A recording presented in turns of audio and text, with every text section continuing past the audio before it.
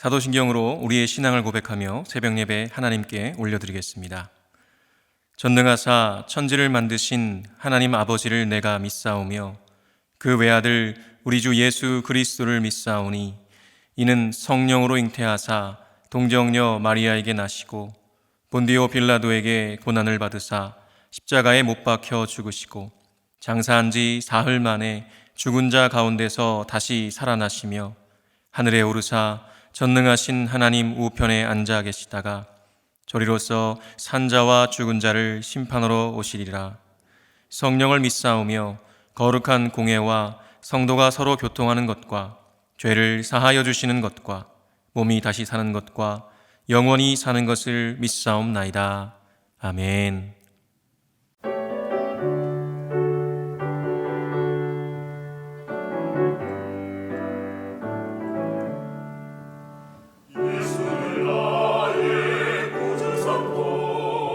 성령과 피로서 거듭나니 이 세상에서 내 영혼이 하늘의 영광 보리로다. 이것이 나의 간증이요 이것이 나의 찬송일세.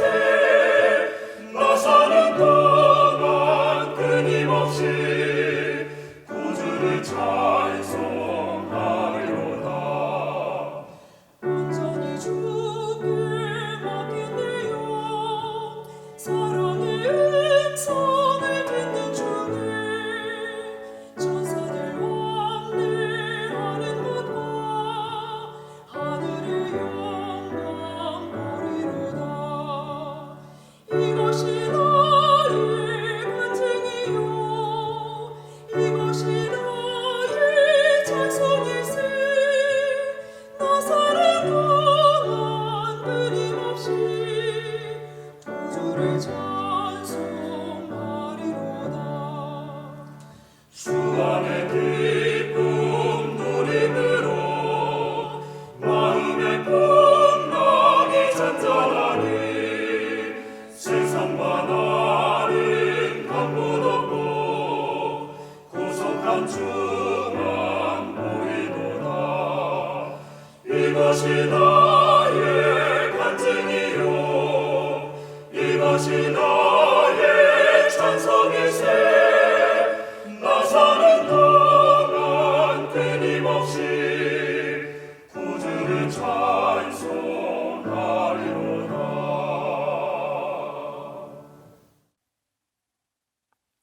이 시간 우리에게 주시는 하나님의 말씀은 누가복음 13장 10절에서 21절 말씀입니다.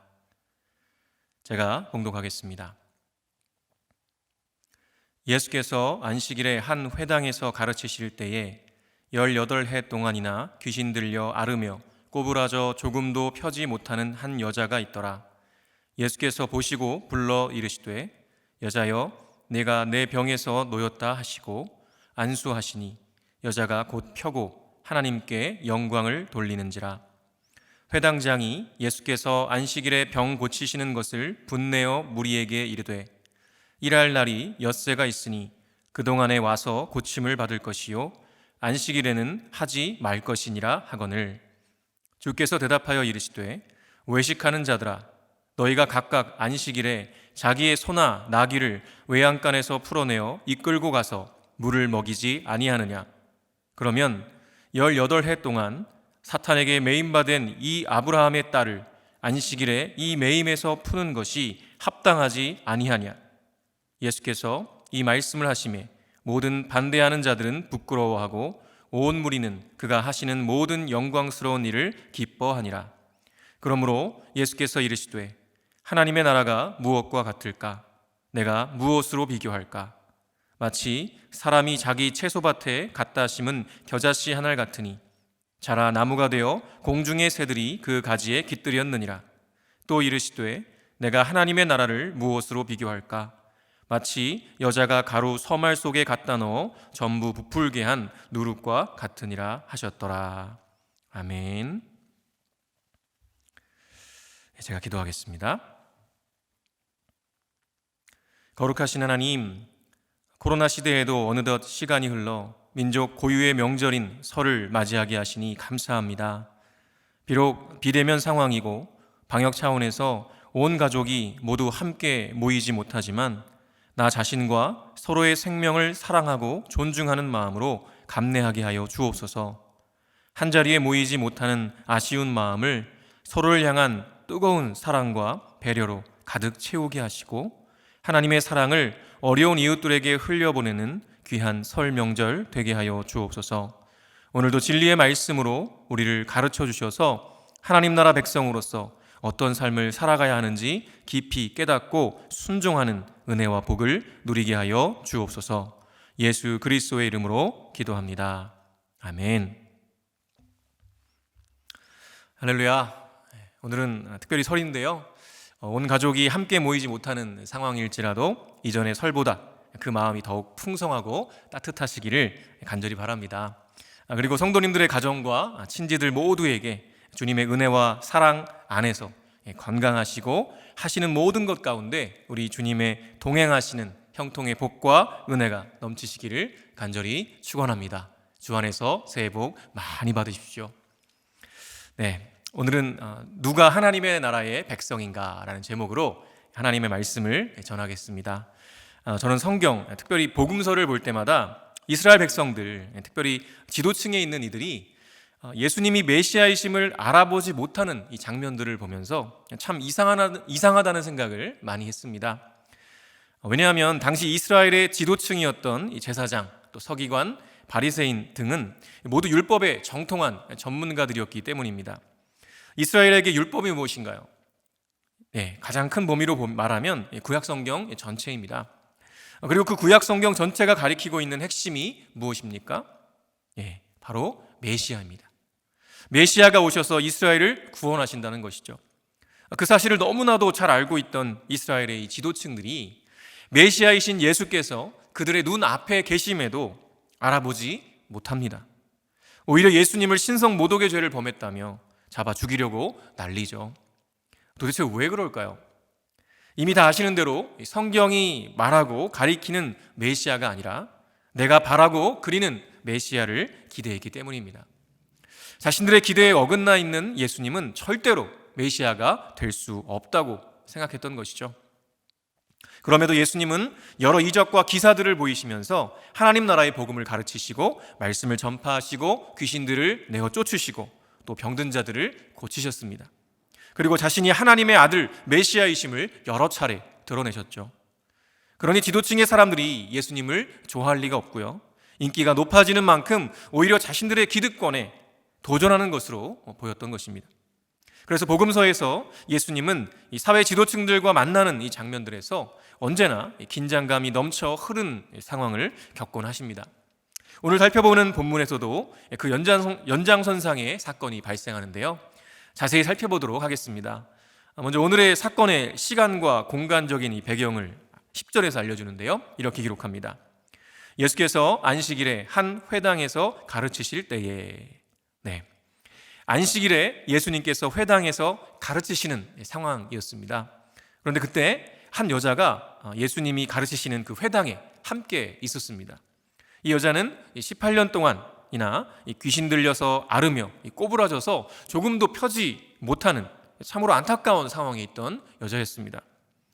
성경에서 자세히 기록하고 있진 않지만 이 여자가 살아온 이 18년이라는 세월을 한번 생각해 볼까요? 어땠을까요?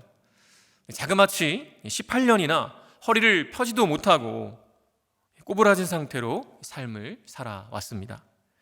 이 여자의 나이가 얼마인지 알 수 없지만 젊었든 나이가 들었든 관계없이 정말 험난한 인생길을 걸어왔을 것이라는 사실은 의심의 여지가 없죠. 특별히 당시 이스라엘 사회에서 장애가 있다는 것은 그 자신의 죄이든 부모의 죄이든 그 죄에 대한 하나님의 형벌이라고 여겨졌습니다. 그러니 그녀와 그녀의 가족들은 정말 비참하고 또 스스로를 부끄러워하며 살 수밖에 없었을 것입니다. 사회의 보호를 받기보다는 오히려 유대인 자신들의 정결을 지킨다는 명분 아래 늘 배척과 무시와 정죄와 비판의 시선을 받으며 죽지 못해 사는 인생을 살아왔을 것이 너무나도 분명합니다. 그런데요, 이런 여인이 지금 안식일에 회당 안에 들어와 있습니다. 아마도 이 여인은 다른 사람들처럼 예수님 가까운 곳에서 그 말씀을 듣지도 못하고요, 구석진 곳에서 다른 사람들 눈에 뜨이지 않기 위해 조마조마하며 숨듯이 서 있었을 것입니다. 그리고 회당 안에 그 누구도 이 여인에게 관심을 두지 않았습니다. 철저히 무시당하고 소외된 여인이었습니다. 그런데 이때 예수님께서 모두가 깜짝 놀랄 만한 일을 행하십니다. 예수님께서 이 여인을 보시고 부르시는 것이죠. 12절과 13절입니다. 예수께서 보시고 불러 이르시되 여자여 네가 내 병에서 놓였다 하시고 안수하시니 여자가 곧 펴고 하나님께 영광을 돌리는지라. 아멘. 18년 동안이나 엄청난 고통에 시달렸던 그녀의 인생에서 가장 기쁘고 감격적인 순간을 선물하셨습니다. 그것도 회당 안, 당시 사회의 지도층들이 즐비한 그곳에서 정죄와 비판과 무시와 소외의 시선을 뒤로한 채 예수님의 부르심 앞에 반응해서 예수님 앞에 섰습니다. 그리고 18년이나 그녀를 괴롭혔던 그 병에서 깨끗하게 회복됩니다. 먼저는 예수님의 말씀으로, 곧이어 예수님의 안수하심으로 그녀는 귀신 들려 알아왔던 18년 동안의 질병에서 완전한 구원과 자유를 얻게 되었던 것이죠. 그런데요, 사실 예수님은 말씀만으로도 그녀를 치유하신 것입니다. 원문 자체가 이미 내 병에서 놓였다 하실 때 완료형이었습니다. 이미 치유가 끝난 것이죠. 그럼에도 예수님은 그녀에게 친히 손을 얹으셔서 안수하십니다. 저는 이 장면을 보면서 우리 주님이 얼마나 사람을 잘 알고 계신가 감탄하게 됩니다. 육신의 장애를 안고 살면서 부정한 여인이라는 이 폭력적 시선을 받아오던 그녀, 그래서 모든 사람들이 그녀와 마주치거나 몸에 닿지 않으려는 그녀에게 이 회당 안의 모든 사람들, 특별히 사회 지도층들이 지켜보는 가운데 그 부정하다는 여인의 몸에 이렇게 손을 대시며 치유를 선언하심으로써 육신의 질병만 나은 것이 아니라 그의 전 존재가 아브라함의 딸, 즉 하나님의 자녀임을 증거해 주신 것이었죠. 이제 그녀는 이스라엘 공동체 안에서의 소외에서도 자유케 된 것입니다. 전 존재의 회복이었습니다. 자신을 불러 회당 가운데 세우시고 병을 고치시며 안수하신 예수님의 말씀과 행하심의 놀라운 능력이 드러나는 순간이었습니다. 그리고 그 여인은 즉시로 하나님께 영광을 돌려드리죠. 자, 이런 놀라운 광경이 회당 안에 모인 모든 사람들 눈에 확실하게 보였고요, 일어났습니다. 그러면 이 여인이 허리를 펴고 하나님께 영광을 돌릴 때 이 주변에서는 어떤 반응이 일어나야 할까요? 당연히 박수를 치고 환호하며 함께 하나님을 찬양하고 영광을 돌리는 것이 자연스러운 반응일 것입니다. 그런데요, 사람들이 반응을 보일 사이도 없이 회당장이 나섭니다. 14절에 이렇게 기록하죠. 회당장이 예수께서 안식일에 병 고치시는 것을 분내어 무리에게 이르되 일할 날이 엿새가 있으니 그동안에 와서 고침을 받을 것이요 안식일에는 하지 말 것이니라 하거늘. 놀랍게도 이 회당장은 이 일을 보고는 기뻐하지 않았습니다. 오히려 사람들에게 곧 죽을 병이 아니라면 안식일이 아니라 다른 날에 와서 고침을 받으면 될 일이지 안식일에 고침을 받는 것은 안 될 일이다 라고 화를 냅니다. 사실 이 말은 누구에게 한 말일까요? 예수님께 한 말이죠. 그런데 예수님께 직접 하지 않고 무리들에게 말하는 것은 지금 예수님이 한 일은 안식일법을 어긴 것이다 라는 것을 그 자리에 있는 모든 사람들에게 공식적으로 밝히기 위함이었던 것입니다. 참 치졸하죠. 아마도 회당장의 이 말을 듣고는 환호하려던 사람들도 급히 반응을 멈춰야 했을 것입니다. 그리고 회당장의 의도가 먹히는 듯한 상황이 연출되는 것이죠. 그런데 이때 반전이 일어납니다. 15절과 16절에 이렇게 기록합니다. 주께서 대답하여 이르시되 외식하는 자들아 너희가 각각 안식일에 자기의 소나 나귀를 외양간에서 풀어내어 이끌고 가서 물을 먹이지 아니하느냐. 그러면 18해 동안 사탄에게 매임받은 이 아브라함의 딸을 안식일에 이 매임에서 푸는 것이 합당하지 아니하냐. 회당장이 자신에게 하는 말인 줄 아시는 이 주님께서 반격을 하시죠. 당시의 사람들은요, 자기의 소나 나귀에게 물을 먹이기 위해서 이 외양간에서 그 매임을 풀어내서 그들을 이끌고 이동했습니다. 즉 자신의 소나 나귀를 위해 노동을 한 것이죠. 왜 그런가요? 자신의 이익을 위해서, 그리고 짐승들을 향한 동정심 때문이었습니다. 그래서 그 정도의 노동은 안식일을 범하는 것이 아니라고 자기들끼리 정해놓았던 것이죠. 예수님은 바로 그 부분을 지적하신 것입니다. 자기 자신의 이익을 위해서, 그리고 짐승들을 위해서는 안식일에도 노동을 허락하면서 18년이나 사탄에게 매임받은 이 아브라함의 딸을 안식일에 고치는 것이 불가하다고 주장하는 그들의 교만과 위선을 신랄하게 비판하신 것입니다. 그들은 안식일을 제정하신 하나님의 뜻이 무엇인지 전혀 알지 못했습니다. 그저 정형화된 그들의 안식일 법으로, 전통과 규례로 만들어서 자기 입맛에 따라 이리저리 끼워 맞추며 그들의 기득권을 누렸던 것이죠. 그러니 안식일의 주인이신 예수님께서 얼마나 화가 나셨을까요? 그래서 예수님은 안식일에 하지 않았으면 별 문제가 되지 않았을 그런 일들을 종종 일부러 안식일에 행하곤 하셨던 것입니다. 얼마나 통쾌한지 모릅니다. 그리고 이러한 주님의 말씀을 듣고 사람들의 반응이 둘로 나뉘는데요, 17절 보니까 이렇게 기록해요.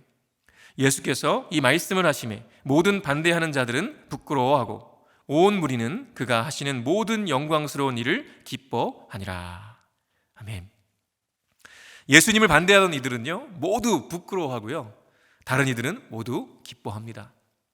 상황이 역전돼 버렸습니다. 저는 이런 장면을 볼 때마다 이 역전의 명수이신 주님이 얼마나 멋지고 존경스러운지 모릅니다. 그런데요, 이렇게 즐거워하다가도 조금만 생각해 보면 과연 나는 정말 기뻐하는 자에 속해 있는가? 혹은 부끄러워해야 할 자는 아닌가? 라는 질문을 저 스스로에게 던져보게 됩니다. 그리고 깊은 고민에 빠지기도 하죠. 여러분은 어떠신가요? 그리고 이런 상황 가운데 우리 주님께서 두 가지 비유를 더 말씀하시는데요, 사실 이것이 이 안식일에 관련된 사건의 결론과도 같습니다. 18절에서 21절에 보면 이렇게 기록하죠. 그러므로 예수께서 이르시되 하나님의 나라가 무엇과 같을까? 내가 무엇으로 비교할까?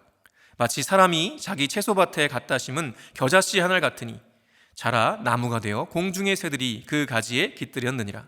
또 이르시되 내가 하나님의 나라를 무엇으로 비교할까? 마치 여자가 가루 서말 속에 갖다 넣어 전부 부풀게 한 누룩과 같으니라 하셨더라.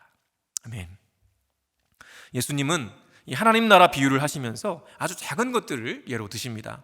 바로 겨자씨와 누룩인데요, 이 두 가지의 특징은요 둘 다 정말 아주 작다는 것입니다. 그러나 그렇게 작은 것이 나중에는 크게 자라고 큰 영향력을 발휘한다는 것이죠. 놀랍게도 하나님 나라는 누구나 원하는 그런 크고 화려한 모습으로 시작하지 않았습니다. 오늘 본문에서 본 것처럼 18년 동안 사탄에게 매여 고통 속에 있던 여인처럼 아주 작고 연약한 이들이 메시아를 만나고 그 메시아의 사람으로 변화되어 그 나라를 이루어 가는 것이죠. 그리고 그렇게 작고 연약한 이들이 변화되어 점점 더 크고 위대한 하나님 나라를 이루어 가는 것입니다. 아기 예수님께 경배하러 왔던 이 목자들과 동방의 박사들을 한번 생각해 보십시오. 목자들은 당시 가장 낮은 계층의 사람들이었고요, 박사들은 상위 계층의 사람들이었습니다.